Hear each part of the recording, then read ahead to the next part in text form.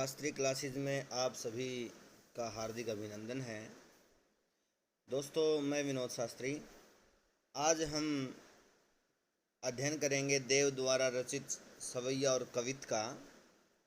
तो चलते हैं अपने सवैया पे।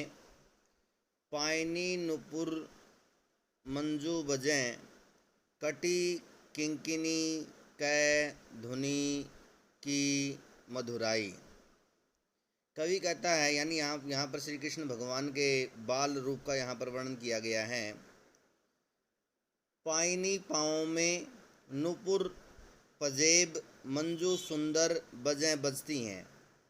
यानी जब भगवान श्री कृष्ण चलते हैं तो उनके पाँव में पाजेब है जो उनके चलने पर मधुर ध्वनि यानी सुंदर ध्वनि उत्पन्न करती हैं।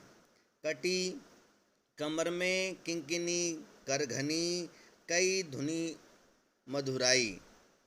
उनके कमर में करघनी है जो मीठी धुन पैदा करती है। सांवरे अंग लसै पट पीत। उनके सांवरे सलोने अंगों पर, पट मैंने वस्त्र, पीत मैंने पीले, पीले वस्त्र, लसै सुशोभित होते हैं, शोभा देते हैं। उनके सांवरे सलोने अंगों पर पीले रंग के वस्त्र सुशोभित होते हैं, शोभा देते हैं। हिय छाती पर, हुलसे आनंदित होता है, बनमाल फूलों की माला, सुहाई मैंने सुशोभित देती है या शोभा देती है। उनकी छाती पर शोभा देती हुई फूलों की माला, हिय छाती पर, हुलसे मन को खुश करती है, मन को प्रसन्नता देती है, बनमाल फूलों की माला, सुहाई शोभा देती हुई। उनकी छाती पर शोभा देती हुई फूलों की माला मन को प्रसन्नता देती है। माथे किरीट, किरीट होता है मुकुट, उनके माथे पर मुकुट है। बड़े दृग चंचल, और उनके दृग होता है आँखें, नेत्र बड़े होता है बड़ी बड़ी। उनकी बड़ी बड़ी आँखें हैं, चंचल जो चंचलता से भरी हैं। मंद हंसी मुख चंद जुन्हाई। उनकी मंद मंद हंसी, उनके चांद रूपी चेहरे पर जुन्हाई चांदनी की तरह फैली हुई है। जुन्हाई का मतलब होता है चांदनी। उनकी मंद मंद हंसी, उन मुख चंद्र का मतलब होता है चांद के समान मुख, यानी चंद्रमा के समान चेहरे पर चांदनी की तरह फैली हुई है। जय जग मंदिर दीपक, जग होता है संसार, मंदिर दीपक, उनके यानी संसार रूपी इस मंदिर में, जय जग मंदिर दीपक सुंदर, संसार रूपी इस मंदिर में दीपक के समान जगमगाते हुए श्री कृष्ण की जय हो। श्री ब्रज दुल्हे देव सहाई। देव कहता है कि जीवन में सदा श्री कृष्ण उनकी सहायता करते। सहाय का मतलब होता है सहायता करते रहें। यहाँ पर वात्सल्य रस है, ब्रज भाषा का प्रयोग किया गया है। चलते हैं हम अगले पैसेज पर। देखते हैं मित्रों कवित। यहाँ पर बसंत को एक बालक के रूप में दिखाया गया है, यानी बसंत ऋतु का कैसे आगमन होता है। यहाँ पर मानवीकरण किया गया है, मानवीकरण अलंकार है। देखें, डार द्रुम पलना बिछोना नव पल्लव के। डार होता है टहनी यानी शाखा, द्रुम होता पेड़। कवि कहता कि बसंत एक नन्हे बालक की तरह पेड़ की डाली पर नव पल्लव के नए नए पत्तों के पलने रूपी बिछोने पर झूलने लगा है। डार का मतलब शाखा या टहनी, द्रुम मैंने पेड़, पलना मैंने पलना, बिछोना मैंने बिछोना, नव पल्लव के नए पत्तों के। बसंत एक नन्हे बालक की तरह पेड़ की डाली पर नए नए पत्तों के पलने रूपी बिछोने पर झूलने लगा है। सुमन झिंगुला सोह, सोह का मतलब सुशोभित होता है। सुमन मैंने फूलों का, झिंगुला मैंने ढीला ढाला झबला।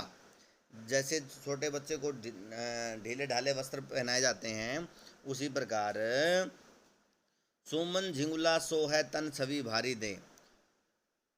फूलों का ढीला ढाला झबला तन शरीर पर छवि भारी दे, अत्यधिक शोभा दे रहा है। पवन झुलावे हवा उसके पलने को झुला रही है। के की कीर बरतावे देव है। देव कहता है कि उससे केकी होता है मोर, कीर होता तोता, मोर और तोता बातें कर रहे हैं अपनी अपनी आवाज़ों में। पवन झुलावे हवा उसके पलने को झुला रही है। के की कीर बतरावे देव। देव कहते हैं कि उससे मोर और तोता अपनी अपनी आवाज़ों में बातें कर रहे हैं। कोकिल हलावे कोयल उसके पलने को हिला रही है। हुलसावे कर तारी दे।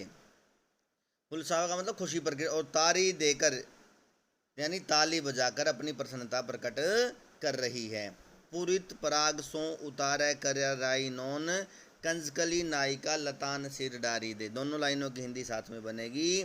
कंजकली कमल रूपी नायिका, कमल की कली रूपी नायिका सिर पर, लतान होता है बेल रूपी यानी लता रूपी, साड़ी होता है साड़ी, सिर पर लता रूपी साड़ी से सिर ढांप कर पूरित पराग सो उतारे, पराग कणों से राइनोन बालक बसंत की नज़र उतार रही है। राइनोन जैसे आम महिलाएं बच्चे की नज़र उतारने के लिए राई और नमक का टोटका करती हैं, उसी प्रकार जो कमल की कली रूपी नायिका है वो अपने सिर को लता से ढककर पराग कणों से बालक बसंत की नज़र उतार रही है।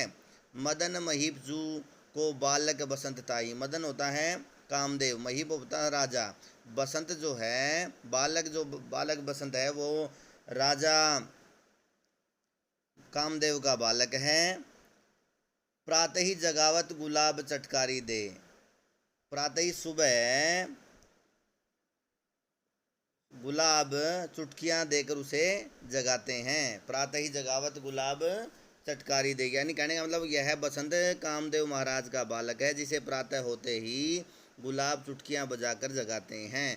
अर्थात कहने का तात्पर्य ये है कि जब कली फूल बदलने से पहले चटकती है तो बसंत को जगाने के लिए ऐसा ही करती है। यहाँ पर मानवीकरण अलंकार है, ब्रज भाषा का यहाँ पर प्रयोग है, तत्सम तद्भव शब्दावली का प्रयोग है, वात्सल्य रस है। ठीक है जी। और चलते हैं हम अगले पैसेज पे। अगला पैसेज है फटिक सिलानी सो सुधारियो सुधा मंदिर। यहाँ पर राधा के रूप सौंदर्य का यहाँ पर वर्णन किया गया है। फटिक होता है स्फटिक, सिलानी होता है चट्टान या पत्थर, सो सुधारियो, सुधारियो का मतलब होता है बनाना या सुधार करना या परिवर्तन करना। सुधा मंदिर, सुधा होता है अमृत, मंदिर होता है भवन। उदधि दधि, उदधि होता है समुद्र, दधि होता है दही। कोसो अधिकाई उमगे, उमगे का मतलब होता है उमड़ना। अमंद होता है, मंद होता है धीमा, अमंद होता है जो धीमा न हो यानी बहुत अधिक। अमृत की उज्ज्वलता वाले भवन को, सुधा मंदिर का मतलब होता है अमृत की उज्ज्वलता वाले भवन को स्फटिक की शिलाओं से इस प्रकार बनाया गया है कि उसमें उदधि दधि को सो अधिकाई उमगे अमंद, कि उसमें दही के समुद्र की तरंगों सा अपार आनंद उमड़ पड़ा है। फटिक सिलानी सो सुधारियो सुधा मंदिर, उदधि दधि को सो अधिकाई उमगे अमंद।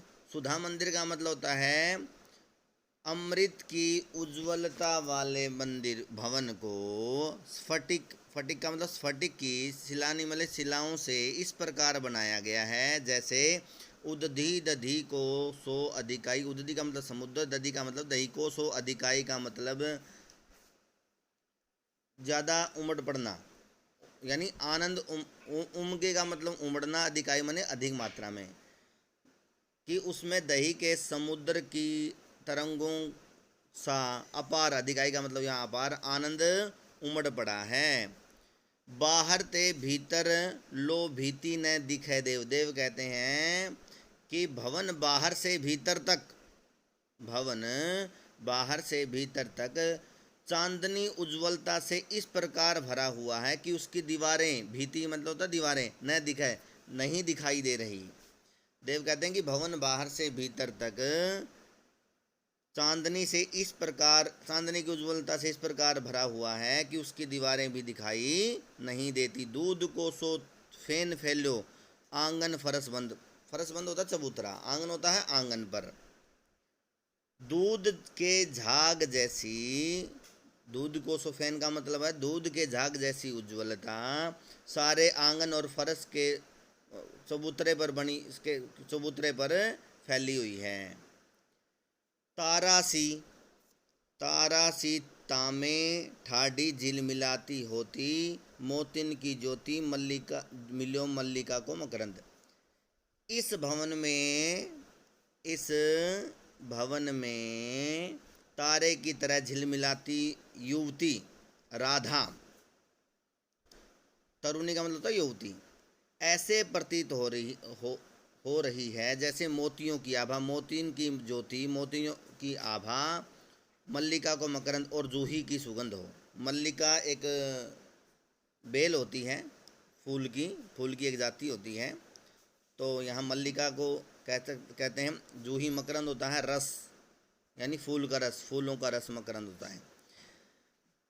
इस भवन में तारे की तरह झिलमिलाती हुई राधा, युवती राधा ऐसी प्रतीत हो रही है जैसे मोतियों की आभा, जूही की सुगंध हो। आरसी से अंबर में आभासी उजारी लगे, प्यारी राधिका को प्रतिबिंब सो लगत चंद। आरसी होता है दर्पण, आईना, अंबर होता है आकाश।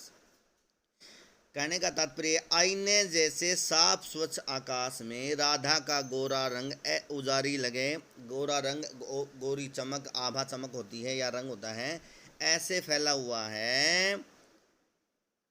प्यारी राधिका को प्रतिबिंब सो लगत चंद, इसी कारण, यानी इतनी गोरी है राधा कि चंद्रमा राधा का प्रतिबिंब लगता है।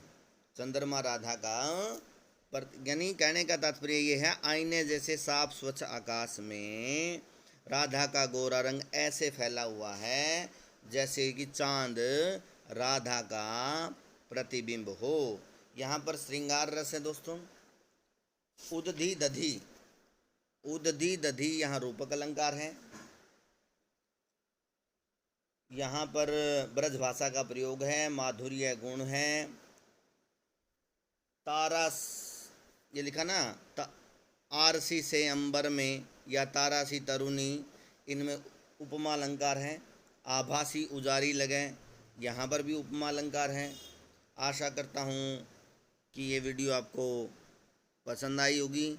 मिलते हैं अपनी अगली वीडियो के साथ। धन्यवाद। जय हिंद, जय भारत।